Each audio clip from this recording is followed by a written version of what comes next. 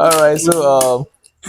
So it is important that we have that at the back of our mind that yes, conflict will surely come. And so definitely it is a matter of certainty that the loop must or will be open. Okay. The question is, what are we doing to mend the loop when it opens? Okay, that is where the initiative comes up. So we must always be deliberate, intentional, and willing, to have such loops close as quickly as possible. And we can do that one by preparing our hearts. Okay, you tell yourself that this thing is normal. It's normal. Zai faru. Okay, it's normal. Zai faru. But now the question is, are you prepared, to unnormal it? I don't know whether that is correct, anyways. As in to make it slide, okay, to make it slide and to keep moving together, okay. And then number two, we talked about the aspect of loving confrontation, and I think we spent some time talking about it here, okay, about loving confrontation. And it was at that point in time that we were asking whether confrontation was okay or not okay, okay. And then and we say it was necessary. Okay, we remember that time, right? Confrontation is necessary, but we must do it in a loving way, not in a way that you want to tear down the other person. Okay, but we must be ready that when something goes wrong, face it head on. Okay. I just call it by the name. Abun na ya faru fa gashi ga sunan shi. Don't go, following the curves, side by side. No, this is what happened. So how do we resolve this thing? Okay, I think that will go a long way to help. Some people are really scared of calling the name of that thing, because if you call the name of that thing that happened, another katakata will happen. But the issue there is that you can never resolve it if the name is not called the way it is. And then you say, okay, how do we resolve it? All right. So we must first of all begin by preparing our mind that yes, Abun Naya Faru, I'm ready to talk it over. I'm ready to discuss it. I'm ready to solve this matter. I'm ready to give up my own slots, my little pride, my little whatever it is, to see that it works. Okay. That is where the resolution comes in. Because if you stay on, I have a pride, I have some dignity, like some people will emphasize it, to protect, my own. It is you. We were talking with my wife the other day, and I think it was on something like this. And she couldn't just add up to why some of these things happens. I was like, okay, when you see somebody talking about his own pride, he is not talking about what is the normal expectation. Okay, what is the moral expectation from him or from her? She's talking about the value that she has or he has imputed upon himself, and how he has been able to classify those values. Okay, and then he has also been able to put on some threshold.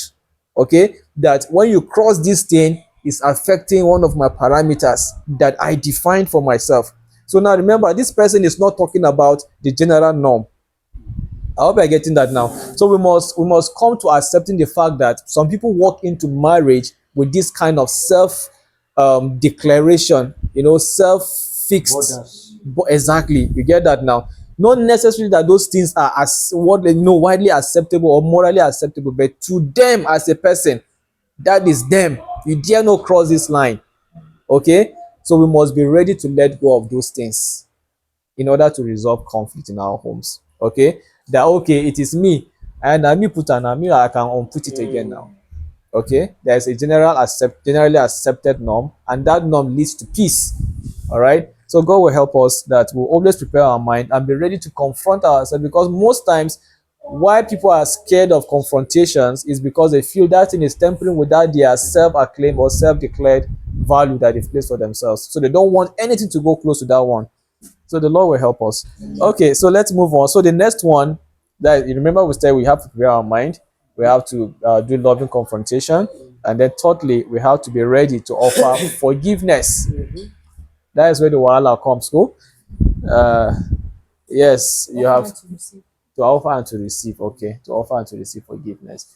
So we must be ready to say, okay, I've forgiven you. And the issue there is that when you are forgiven, it is not necessarily because you are the one that was at fault.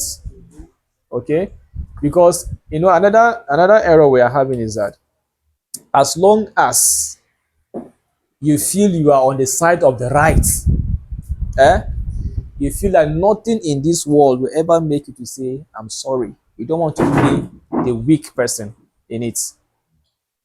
We have such incidences. Okay, the person has to be the one, and in fact there is a way he must tell me or she must tell me sorry before I will accept it. Abi?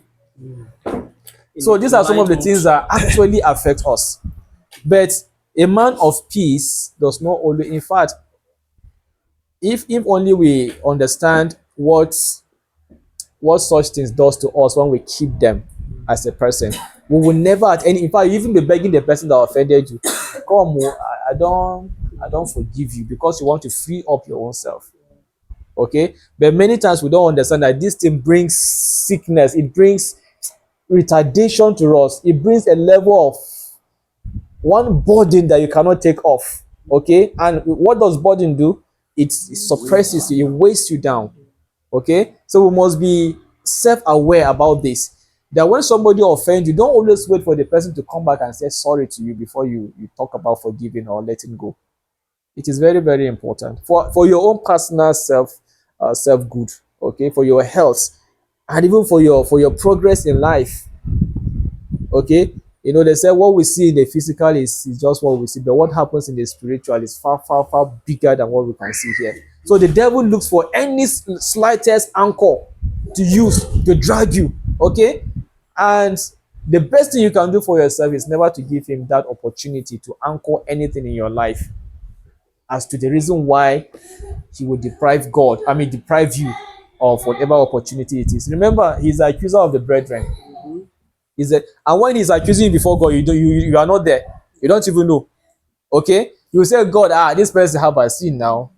He has this thing now, so it is. I have the legal right to touch this person. So we should not give the devil that opportunity. Okay, so it is very important that we flush our mind off from offenses are bound to come. I'm telling us, wherever and anyhow, but we must be ready to keep our mind afloat. Flush out afresh, always like even come a spring of water, washing it away, those things, so that we don't keep such recordings. I was discussing with a family, was it last week, and it was on the issue of conflict resolution. Okay, and saying this person is making me look as if I'm a fool. All right, I know sometimes we get ourselves to that level. We feel like this man is thinking as if I'm a fool. Okay, because I've given up so much, and yet it's not being appreciated. And the person is even claiming rights. I know sometimes we find ourselves at such levels. Okay. And then I asked a question. I said, is there any price that was too high for Jesus to pay to redeem us unto himself, to make peace, for man to make peace with him? There has never been any price too high. Okay, so is there anything that is too much, too big, that you cannot do, okay, to ensure that peace reigns in your house? Again, I want to say there is nothing that is too big. Okay, and I told the person, I said, the goal of it all is that at the end, you as a man and a wife, you should be able to meet in heaven and say, at last, we don't make harm. Okay, that is our ultimate goal, that at the end it will not be like husband is in hell, or all are in hell, or one is here, the other one. No. Okay, it should be that as we are working together, we are building this spiritual intimacy, that at the end, I will see this madam that I saw before, and I say, you are the sugar, you are the this, you are the that, and I will still see her in heaven. Okay, and then be happy about that.